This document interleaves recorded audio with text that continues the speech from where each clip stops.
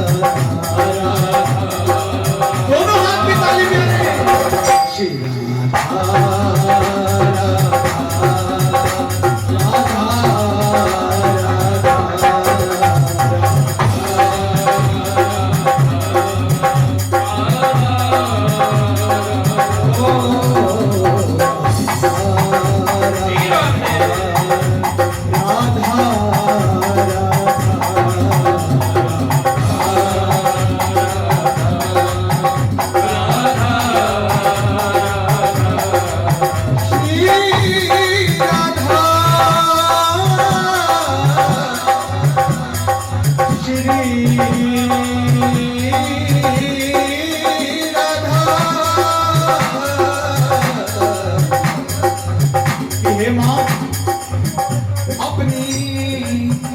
अपनी चौखट का कुत्ता बना लो मुझे, अपनी चौखट का कुत्ता बना लो मुझे, अपनी चौखट का कुत्ता बना लो मुझे, अपनी चौखट का कुत्ता बना लो मुझे, अपनी चौखट का कुत्ता बना लो मुझे। और माँ जहाँ बांधोगी मैया मैं बंध जाऊंगा, जहाँ बांधोगे मैया मैं बंध जाऊंगा, जहाँ बांधोगी मैया मैं बंध जाऊंगा, जहाँ बांधोगे मैया मैं बंध जाऊंगा।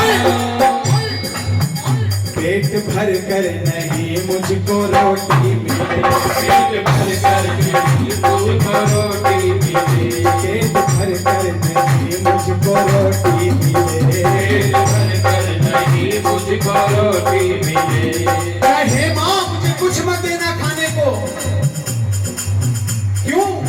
मैं तेरे भक्तों की जूठन पे पल जाऊंगा, तेरे भक्तों की जूठन पे पल जाऊंगा, तेरे भक्तों की जूठन पे पल जाऊंगा, तेरे भक्तों की जूठन पे पल जाऊंगा।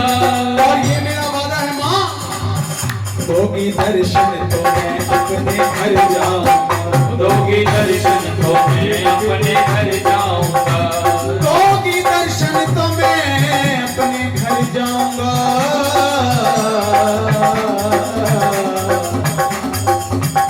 दोगी दर्शन तो मैं अपने घर जाऊंगा, दोगी दर्शन तो मैं अपने घर जाऊंगा, दोगी दर्शन तो मैं अपने घर जाऊंगा, दोगी दर्शन तो मैं अपने घर जाऊंगा।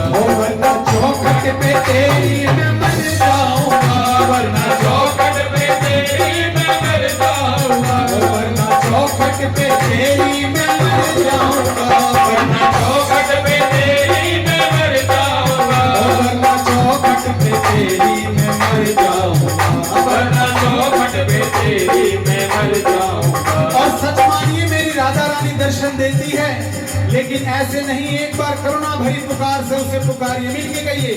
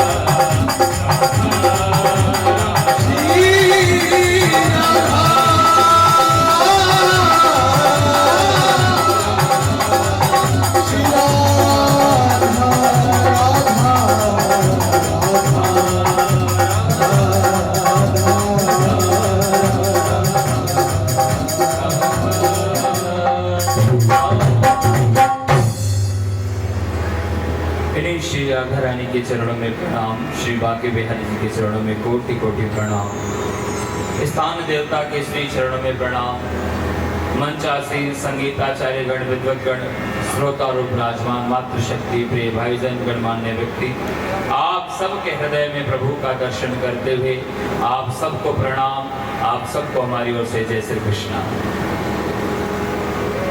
श्रीमद् भागवत महापुराण का ये सबका यज्ञेन कलो पुनन्ति ते कहा गया। सप्तदिवसीय गाथा के अंतर्गत आज ये द्वितीय दिवस प्रारंभ होने जा रहा है। आइए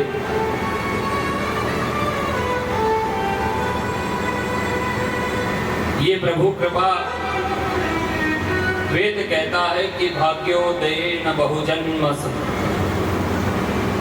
जीवन का जब भाग्योदय होता है, और भाग्योदय कब होता है? बहुजन्म, अनेक जन्मों का जब पुण्य इकट्ठा किया जाता है तब भाग्योदय होता। बहुजन्म फिर बोले उससे क्या लाभ होगा कि भाग्योदय हो गया, बहुजन्मों का पुण्य भी इकट्ठा हो गया, तो क्या मिलेगा उसको उस पुण्य का फल? कि सत्संगम चलबते पुरुषो यदा वही, उसको फिर सत्संग मिलता है। ये सत्संग सरल नहीं है। ये सत्संग जो हम आप बैठकर कर रहे हैं ये सरल नहीं है। ये आपके न जाने कितने जन्मों का पुण्य कृत होने के बाद आप और हमको ये सत्संग मिल रहा है। बहुजन्म, एक जन्म नहीं, दो जन्म नहीं, बहुजन्म। सत्संगम चलवते पुरुषो यदा वही, उसको इस पुरुषार्थ की प्राप्ति होती है अनेक जन्मों का पुण्यत्व जब उसको ग्रहण करता है। और इसमें भी ये पवित्र समय जिसमें कल भी चर्चा की गई पितृमान जो चल रहा है पक्ष, अनेकों अनेक सप्ताह यज्ञ कथा अपने पूर्वज के लिए, अपने पितृत्व के लिए कई वर्षों के संकल्प को लेकर व्यक्ति बैठता है। और कई वर्षों का संकल्प, ये नहीं कि हर वर्ष उसका पूरा हो, ना। ये सत्संग सरलता से संभव होने वाली चीज नहीं है। ये बड़े भाग्य से, पुरुषार्थ से, बड़े तप से मिलती है। हम आप भाग्यशाली हैं, हमें ये कथा मिल रही है। आइए, कल महत्तम की कथा सुन रहे थे जिसमें सूक्ष्म रूप में चर्चा करी हमने। धुंधुकारी जो है श्रीमद् भागवत कथा का श्रवण करके वह मोक्ष को प्राप्त हो गया। जिसने अपने जीवन काल में सिर्फ और सिर्फ और सिर्फ पाप किया, पाप का फल मृत्यु के बाद प्रेत बन गया। पाप का फल मृत्यु के बाद वह प्रेत बन गया और प्रेत के बाद अपनी मुक्ति के लिए तड़पता रहा। उनके भाई गोकर्ण जी ने श्रीमद् भागवत कथा सुनाई और धुंधुकारी को, सप्तग्रंथी में बैठे प्रेत को मुक्ति प्रदान कर दी।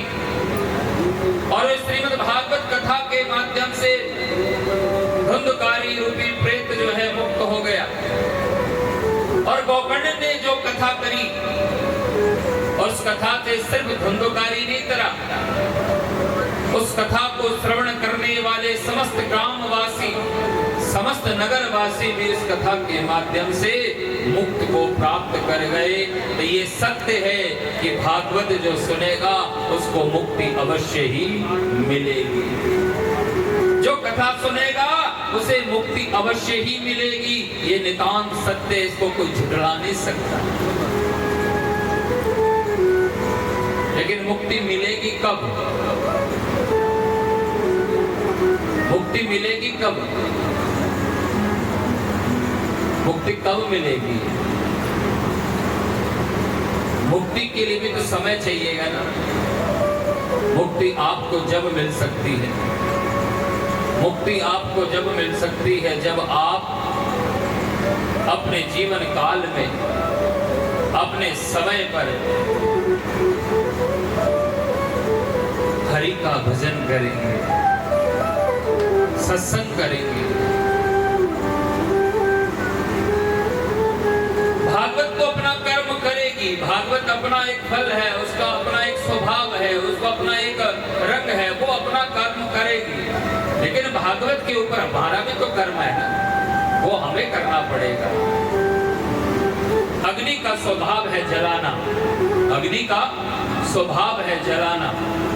अग्नि को आप जानबूझ के छुओगे तो जलाएगी, और अनजाने में छुओगे तो जलाएगी, क्योंकि उसका स्वभाव है जलाना।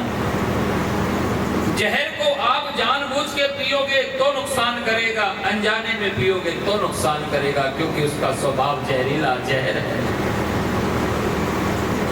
ये व्यक्तित्व का, ये उस पदार्थ का, उस स्वरूप का अपना एक रूप है, वो उसको कभी छोड़ नहीं सकता। इसी तरह भागवत का एक अपना रूप है, इसको चाहे जानबूझकर सुनो चाहे अनजाने में सुनो, ये आपको मुक्ति और कल्याण तो अवश्य ही करेगी। ये आपको मुक्त तो अवश्य ही करेगी, लेकिन इसको सही से, सहज से, निम्न से निम्न अगर इसको श्रवण करना हो तो एकाग्रचित होकर कथा सुनना चाहिए। बोलो राधे। आधे भूल गए हाथ उठाना। और राधे राधे। हाँ, हम जितनी पास ठाकुर जी से कर रहे थे, ये कमेटी वाले ने आपको उतना ही दूर कर दिया है।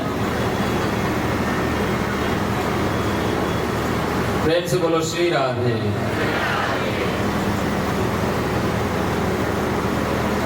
व्यक्तित्व को अपने कर्म के स्वभाव को छोड़ना नहीं चाहिए। एक छोटी सी कथा मुझे याद आई, प्रेम से बोलो श्री राधे। एक महात्मा जो है जल में स्नान करने के लिए गए। जल स्नान कर रहे थे, जल में जैसे ही गोता लगाया और गोता लगाकर जैसे ही सूर्य को अर्घ देने के लिए हाथ में वो जल उठाया और अपना जल चढ़ाने लगे, तो उनके हाथ में उसमें जल में बहता हुआ कोई बिच्छू आ गया। जैसे जल हाथ से गिरा, बिच्छू को घबराने लगा और उसने, बिच्छू ने महात्मा के हाथ में डंक मार दिया। महात्मा का हाथ कांपा, बिच्छू पानी में वापस। महात्मा ने फिर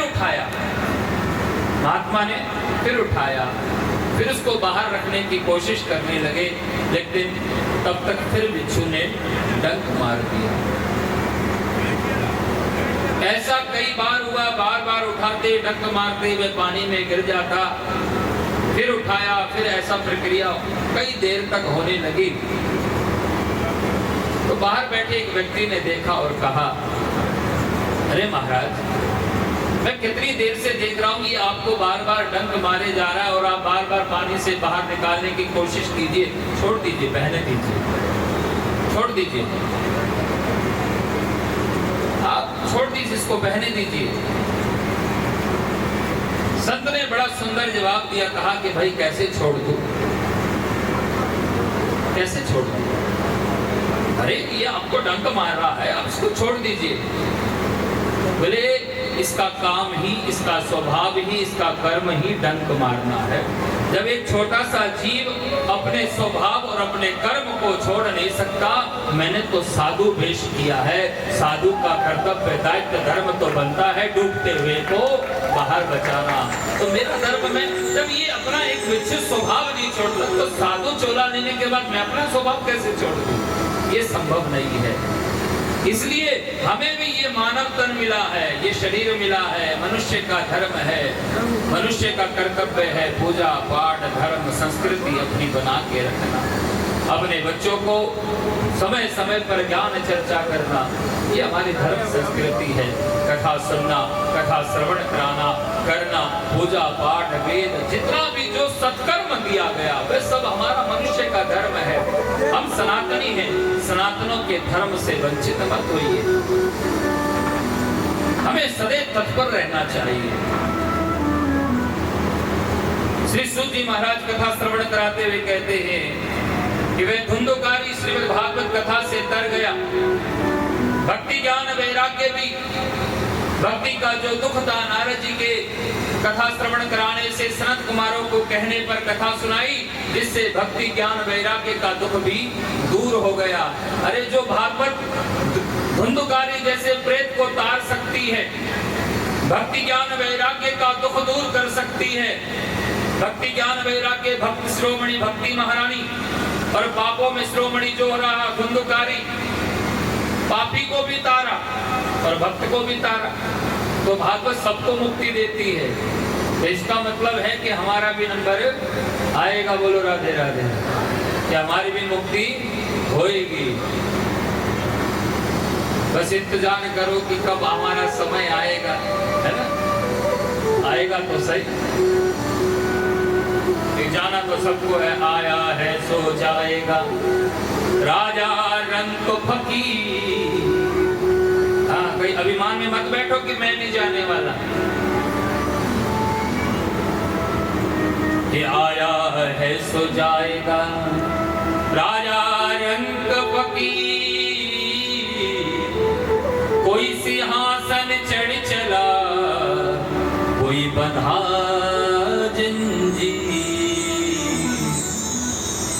कोई सिंहासन चढ़ी चला, कोई बंधा जंजीर। जो आया है वो तो जाएगा ही जाएगा। इसलिए श्रीमद् भागवत कथा कहती है, श्रीमद् भागवत महापुराण के माध्यम में दर्शन कराया गया कि ये मानव पाप कृतस्तहु सदा सर्वदा। कि जो भी व्यक्ति, अच्छा एक बात बताओ कि आप लोग पाप किया कि नहीं किया? आप लोगों ने पाप नहीं किया? कोई ऐसा नहीं है जिसने पाप ना किया हो। किसको लगता है कि उसने जीवन में पाप किया है? एक बार हाथ खड़ा कर लो। पापी तो सभी हैं प्यारे, कोई ऐसा नहीं जिसने पाप ना किया हो। बस फर्क इतना हो सकता है, किसी ने जानबूझकर पाप किया होगा, किसी से अनजाने में पाप हुआ होगा। लेकिन यह देह पाने के बाद कोई ऐसा नहीं जिससे पाप ना हुआ। ये मनुष्य देह पाने के बाद कोई ऐसा बचा नहीं जिससे पाप ना हुआ हो। बस फर्क इतना है, किसी से अज्ञानतावश और किसी से जानकारी वश। किसी ने स्वभाव ही बना लिया पाप करना, लेकिन इस पाप से बचने का कोई उपाय तो यहीं पर ये दर्शन करा रहे हैं कि ये मानवा पाप कृतस्तु। जो मानव पाप करता है, क्रोधार्ध अग्नि कुटिलाक्ष कामिना। जो क्रोधी है, कुटिल है, खल है, कामी है, क्या ये भागवत उनको भी मुक्त कर देगी? बोले हाँ, ये भागवत उनको भी मुक्त करेगी। कि सप्ता यज्ञेन कलौ पुनन्दिते। 7 दिन में भागवत उसको भी मुक्त कर देती है। कहा कि महाराज भागवत को कैसे सुनना चाहिए? नियम पूछे गए हैं। प्रेम से बोलो राधे राधे। नियम बता दूं? सुनोगे? क्या नियम से सुनोगे कि सिर्फ सुनोगे? नहीं, कथा को नियम से सुनोगे कि सिर्फ नियम सुनोगे?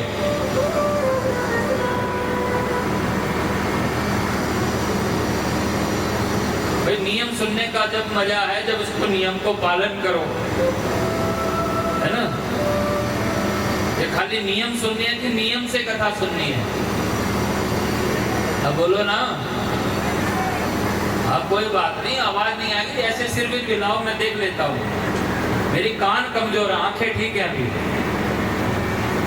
कान कमजोर भले है मेरे, क्योंकि आपका जयकारा मुझ तक नहीं पहुंच पाता। कहो राधे राधे। हाँ, इसलिए मेरे कान कमजोर, आवाज नहीं आई आपकी। कहो श्री राधे। अरे पूरा जोश दिखाओ, श्री राधे।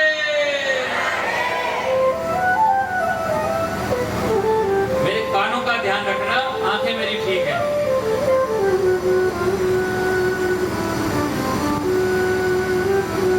वैसे तो कहा गया कि भागवत का अपने सनातनी धर्म में शास्त्रों के अंदर भागवत को जब मन करे तब पढ़ लो, कोई नियम नहीं है। लेकिन जब सप्ताह यज्ञ में बंधता है तो उसके अपने एक नियम दिए गए हैं। कहा गया कि जो वक्ता है उसका सबसे पहले वक्ता को वर्ण करे, जो कथा सुनाए उसको वर्ण करना चाहिए। उनसे आह्वान करे कि हे महाराज आप आकर सत्संग करें। हर कथा को ऐसे स्थान पर रखें, ऐसे स्थान पर आयोजन करें जहां से वक्ता श्रोता को देख सके और श्रोता श्रीमद् भागवत का दर्शन कर सके। सत्यता के के मार्ग पर चलकर शुद्धता का व्यवहार अपनाकर सात्विक जीवन को जीकर श्रीमद् भागवत की कथा को सुनना चाहिए। कलश नगर भ्रमण जैसे हमने कल किया, बड़ा सुंदर नगर यात्रा हुई। पूरी जगह से नगर में भ्रमण करके, तीर्थ में है तो तीर्थों का जल भरकर, जैसे जैसे जहाँ जहाँ सुविधा हो उस हिसाब से कथा के आयोजन को करना चाहिए। किसी ने कहा महाराज बाकी सब नियम ठीक है, एक ये बता दो कि खाना क्या चाहिए। अब भूखे पेट भजन ना होए गोपाला, ले लो अपनी कंठी माला। भूखे पेट तो भजन होए नहीं ना, तो महाराज जब कुछ जाएगा तो कथा में बैठ पाएगा ना। तो महाराज ये बताइए कि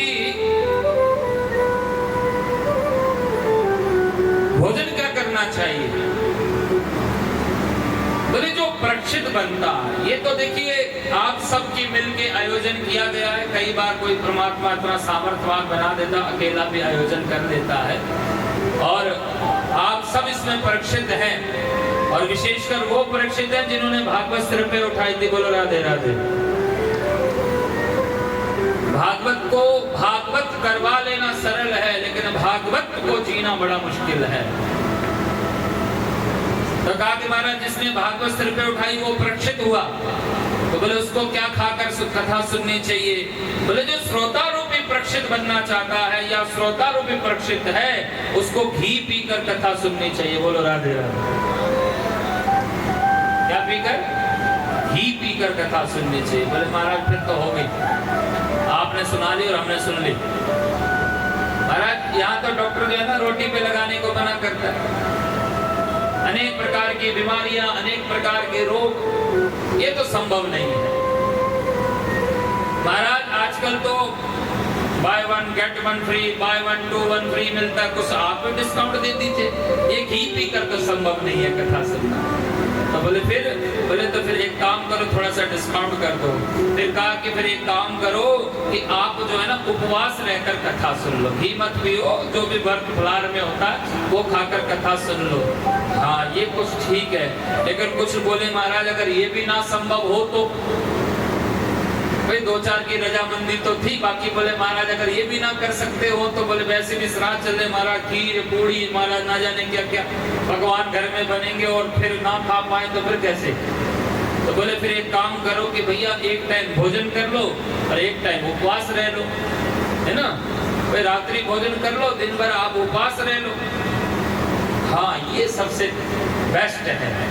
लेकिन दो चार उसमें भी निकल गए, बोले महाराज अगर ये भी ना हो तो भागवत में स्वयं लिखा, सुखदेव जी महाराज व्यास जी व्याख्या करते हैं कि भोजनम तु वरम मन्ये, दिन में 6 बार खा लो लेकिन कथा जरूर सुन लो।